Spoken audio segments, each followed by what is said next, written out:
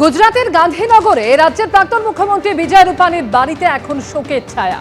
শেষ শ্রদ্ধা জানাতে মানুষের ঢল নেমেছে আজ সকাল থেকেই। বিদেশ থেকে ফিরেছেন তার স্ত্রী এবং পুত্র। বিজয় রূপানীর শেষকৃত্য সম্পন্ন হবে রাজকোটে।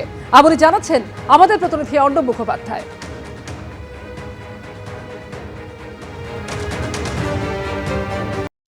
গুজরাতের গান্ধীনগরে এটাই হচ্ছে এখানকার প্রাক্তন মুখ্যমন্ত্রী বিজয় রূপানীর বাসভবন। আমরা দেখছি লেখা রয়েছে শ্রী বিজয় রূপানী পূর্ব মুখ্যমন্ত্রী। এটা হচ্ছে তার বাসভবন এবং ভিতরে আমরা দেখতে পাচ্ছি যে সাদা কাপড় দিয়ে মণ্ডপ করা হয়েছে।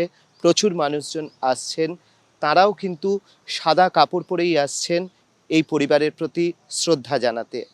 যেমনটা তার পরিবার সূত্রে জানা যাচ্ছে যে ৩ তারিখই বিজয় রূপানী তার স্ত্রী অঞ্জলি বেনের সঙ্গে লন্ডন যাওয়ার কথা ছিল বা ইউকেতে যাওয়ার কথা ছিল, সেখানে তার মেয়ে থাকে।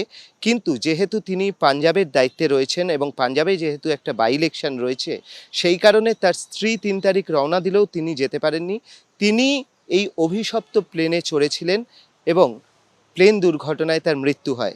কিন্তু প্লেন দুর্ঘটনায় মৃত্যু হওয়ার পরও তার দেহ এখনো পরিবারের হাতে তুলে দেওয়া যায়নি। তারও ডিএনএ টেস্ট করা হয়েছে, তার আত্মীয় গিয়ে রক্ত দিয়ে এসছেন এবং ডিএনএ টেস্ট করা হয়েছে এবং এই ডিএনএ টেস্ট ম্যাচ করার পরে, ডিএনএ রিপোর্ট ম্যাচ করার পরে তার পরিবারের হাতে দেহ তুলে দেওয়া হবে। যেমনটা জানা যাচ্ছে যে গতকাল তার স্ত্রী তিনি ফিরে এসছেন তার মেয়ের কাছ থেকে, ইউকে থেকে ফিরে এসছেন এবং আজ সকালে ইউএসএ থেকে তার ছেলেও ফিরে এসছেন। এখন সবাই অপেক্ষা করছেন ডিএনএ রিপোর্ট পাওয়ার জন্য এবং তারপরেই তার শেষকৃত্য সম্পন্ন হবে, সেটা হবে রাজকোটেতে। এবং রাজকোটেতে আজকে কিন্তু ব্যবসায়ীরাও সেখানে তাদের ব্যবসা অর্থদিবস বন্ধ রেখেছেন। সব মিলিয়ে গান্ধীনগর এবং রাজকোট এই দুটো জায়গাতেই শোকের ছায়া।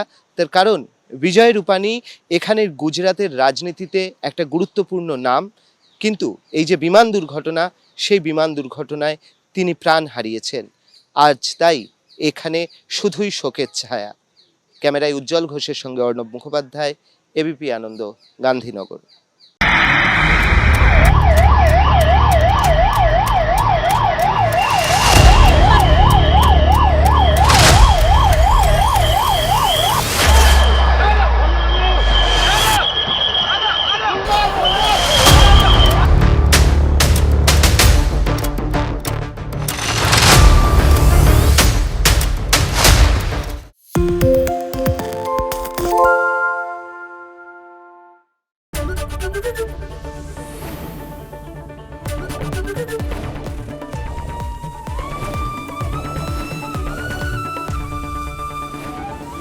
এবিপি আনন্দ, এগিয়ে থাকে, এগিয়ে রাখে।